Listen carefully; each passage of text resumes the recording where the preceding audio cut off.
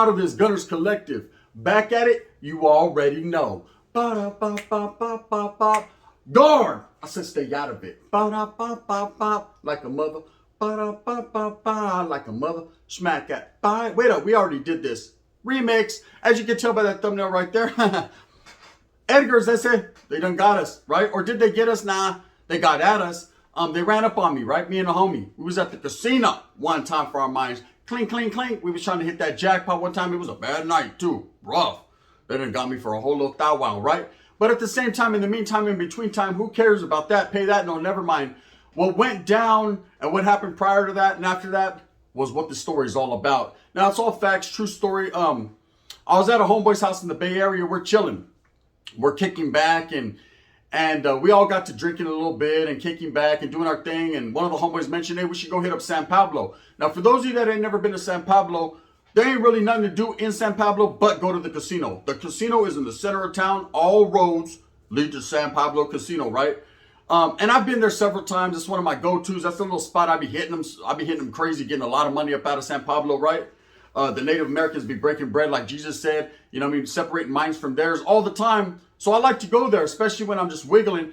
So the homeboy's like, hey, trip out. Let's go hit San Pablo. So we get out the other homeboy who's padding around. Hey, we're going to go to San Pablo. You want to roll? He's like, nah, I ain't really into doing all that tonight. I just want to kick back. I'm buzzed already. I want to kick back and watch Breaking Bad reruns, right? So it's like, all right, we'll trip out. Me and the homeboy are going to slide. Now, this homeboy I was sliding to San Pablo with is a notorious ass dude. Been around the block, been locked up in the 80s, 90s, a little bit older than me, man. He's the one, right? He ain't playing no games. He's the type of homeboy that when you roll with him, you already know you're straight. He's going to get off where he's mad at. His awareness is up. He's did so much time in prison, so much time in the shoe, and has been around the block so many different times. It's like, he's thinking like I'm thinking. I already know if there's any trouble, any problems, we're going to get off where we're mad at and just push, right? So we get to San Pablo. Now, anyone who's never been there, here's the makeup of it. Ghetto. It's the most ghetto casino I've ever been in. It's a tweaker casino. Late night, everyone's there trying to hit a lick, get their little money on, and get on. Now, where it's located at in the Bay Area, is it in between like Oakland and Vallejo, Richmond area, San Pablo? So you already know what you're going to get there. You're going to get a whole lot of gangbangers. You're going to get a whole lot of people spun out, woke up for about 4 or 5 days. You're just going to get people that are doing their thing. But at the same time, if they see you with a little stack of money or they see you win, they will follow you to the car. That's how San Pablo's Get Down is. There's jackers and there's people in there trying to win. And it's up to you on how you decide you're going to. I mean, I ain't never seen no one hit no big gigantic ass jackpot. If they did, they gonna need security, bank security, Native American reservation security. You're gonna need the Oakland Police Department. You're gonna need a whole bunch of people just to get you to your car so you can wiggle, and you still might be followed to the pad. That's how dangerous this place is. But it's like my element. It's the homeboys element too, because you go there, you blend right in. Everyone's tattooed down. Everyone's out there trying to wiggle. It's one of those casinos, you know how you're used to seeing old ladies and old men and a lot of Asian people playing? You don't see that here, man. You see a lot of people wide awake. They're woke. It's woke mob around that camp, right? So anyways, we decide to pull up. We take the little wigglization to there. And we pull up and everything's fine. Now, when we get off the car, we have a game plan. You got to have a game plan at San Pablo. Game plan is we're going to go in, we're going to sting them for some bread, and we're going to get up out of there, right? We're going to gamble, and then we're going to bounce. You don't stick around that place and have drinks and do that, man, if you know, you can attract attention. Now, of course, anyone there with tattoos or dressed the way we dress, man, is going to attract attention. It's just facts. It's the way it is. Usually when you go into a casino, everyone's so busy doing their thing with the people they're with. No one's tripping on what you got going on. Everyone's paying attention to that machine and what they got going on. But in this particular place, everybody is watching everybody, in the eye in the sky is watching us all. You see them walking over there, and they came in with a nice pocket full of money. They're going to continue to get money, and then we're going to get them for their money. You feel me? Hike, right? And everyone's doing it. It's like the Bengals against the Chiefs. That's it. No one knows what's going to happen. We just know someone's going to win, right? So you got to bangle in there. So the Bengalization was real. We're up in there, and we're kicking it for the first 30, 40 minutes. Everything's good. And I see a few little riffraff. I see a few little Edgars, a few little people that are looking hard. Maybe they recognize me from YouTube, maybe not. I can't call it like an alcoholic. One thing I do know for sure is indeed I'm writing graffiti all over the bus in a menudo style in a direct fashion. I'm getting straight to it with every different swag and every different logistic and linguistic I have, right? I'm giving them that spectacular vernacular. Anyways, I was up and down, winning, losing. And I went on a little bit of a losing streak. So I told the homeboy, hey, it's time to wiggle, bro. You know what I mean? They'll get me for every penny I got. We ain't even gonna be able to go to Nations and get a hamburger after this, right? It's all bad. He's like, nah, I'm winning, bro. I'm winning. He's up 50, so I'm like, all right, cool. So I'm just posting up. I don't know, my pockets are leaking anyways. You know, I'm down to my last couple $100, and I don't want to put it in the machine, so I'm posted up waiting for him when he needs to take a liquiazo. He's like, hey, bro, I'm gonna go hit the bathroom real quick, and then we'll jam. You know what I mean? We'll get up out of here. I'm gonna have me one more little piece. We'll jam. All right, cool. So he goes to the bathroom to go do his thing, and I'm kicking it on the machine. I said, oh, one more 100 ain't gonna hurt nobody. You know how the machines, they be calling me, man. They be calling me like Pookie from New Jack City, right? Yeah, man, I try, right? But anyways, so I get my Wesley Snipe on and throw something in there. Boom, I hit for 200. So I'm like, up, the double up. And now I'm winning a little bit on this machine. It's up to like 2 something. So I'm like, all right, cool. Maybe I might wiggle with it. Maybe I might get some of my paper back. I need mines, right? And I'm playing. Well, anyways, the homeboy, it takes him a long time, like 10, 15 minutes, because bathrooms are located everywhere. So he walked way over to the other side of the casino. Then he went outside. There's like a little ramp. You go outside, congested area. You smoke. There's hella people in there. Everyone's like, how much money you got? You got any money? I don't know to what degree money you got, right? I got money. You got money? Everyone's in there trying to pocket watch everybody. He comes back in. He said, hey, I ran into 3 little fools that they were looking at me funny, bro. What's up? And I said, well, I mean, let me know. It is what it is. I'll cash the ticket out right now. Let me go to the machine, get my little ferry on first and foremost. Let me throw that in my pocket like Rocket, and we can take it to the stage. It's nothing, right? I'm not at the same time, me being a YouTuber and being all up on YouTube and being an influencer or a blogger, or whatever you want to call me, man. I just call myself the gun. I already know that it's a dangerous situation for me anyway, so I have to keep my shit on swivel at all times, right? I know. But at the same time, if the homeboy's feeling some type of way, I rock with them. You know, when you go with the homeboy anywhere or any homeboys, you're in that group. Whether he's right or wrong, whether he's starting the playthrough or he's not starting the playthrough, if he's just imagining some stuff, I hope he wasn't, right? It is what it is, man. I'm gonna rock with them simultaneously because that's how it is. If we take it old school Pinta style, the homie's right. He's my celly at this point. Whatever you want to do, homie, I got us, man. Ain't no one coming in the pad. So he tells me, hey, let's go find them cats. I was like, well, hold up. To what degree of they're tripping off you, now we're tripping off them. You know, because I don't get down like that. But if you want to, I'm gonna rock with you. But at the same time, we could just get on. You know, I'm trying to be the normal one here in the situation. The homeboy's like, nah, hell no. Let's find these cats. I'm like, all right, let's get it. So we walk around a little bit. We're walking around, and he says it. Stand putos right there. Now, when he points them out, I kind of look past them. I'm looking for some big old brothers or something in the background. I'm like, where, eh? He was like, 3 vatos right there. I said, who? Wediger, and Edgar? Come on, bro. I'm going to huff and puff and blow that house down. These are 3 little pigs. These vatos don't want no smoke. Vatos, when I say Edgar's, man, and respect to the vatos that got the Edgar haircut right now that are shaking their head and mad at me, because I'm not talking bad about all people that have that haircut. Because I know, hey, if you want to go out in public and look like a fucking vato from the Mayans, or you want to look like a vato named Pontius Pilate, it's cool. Get your punches on.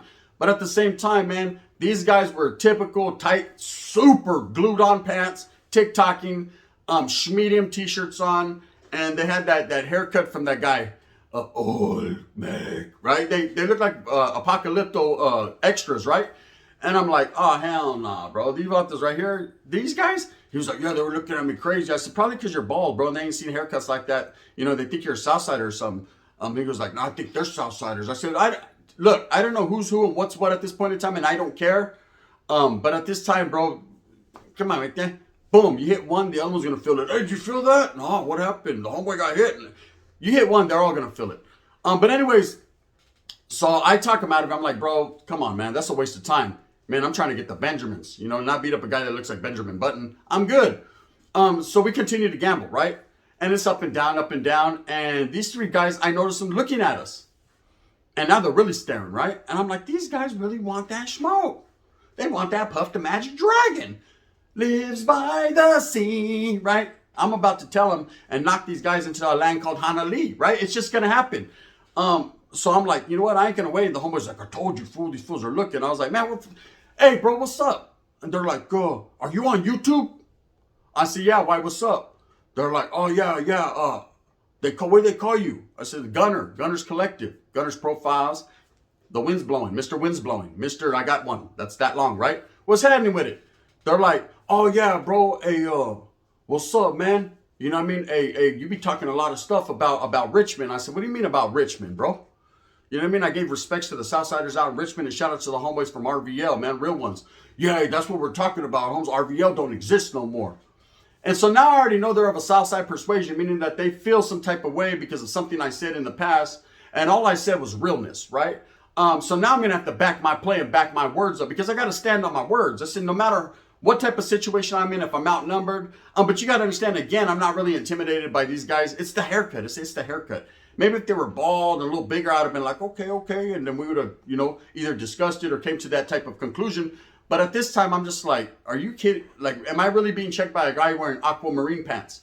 I'm not intimidated. I don't care what you have in that little satchel. You know what I mean? I would go ahead and snatch that. Back on the floor, snatch that, and you're home. I'm not even tripping.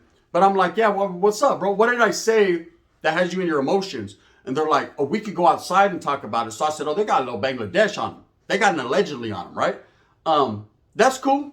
I was like, all right, let me cash my ticket out. Because, of course, money is the root of all evil, right? I need mine because I work hard for it.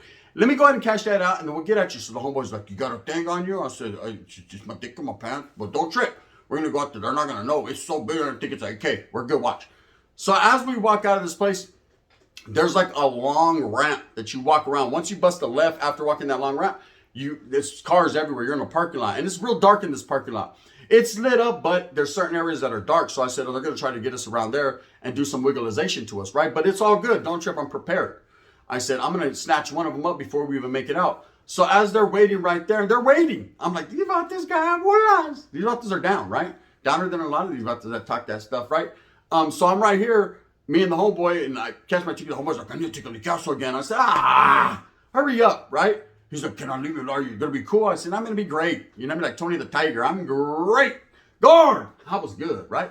So I'm posted up like whatever. And one of the dudes, exactly what I needed, comes up and he was like, hey, bro, you know what I mean? We ain't really trying to go that route. But if you vatos want to fight us, we're not scared of you guys, Holmes. We know that. And I was like, first of all, Holmes, I thought you had a problem with what I said. He said, well, after further talking to my homeboys, I knew you weren't disrespecting. They said you weren't disrespecting. The young homeboy watches you. I don't even watch this. The young homeboy, he says you weren't disrespecting, that he just recognized that you mentioned Richmond. I said, I do mention Richmond. I give him a lot of respect. Vatos are crazy in Richmond. He said, yeah, well, we're from the rich. We're from rich. I go, look, we're in San Pablo. We're at a casino. I said, look, there's a lot of cameras, so we can't look hostile.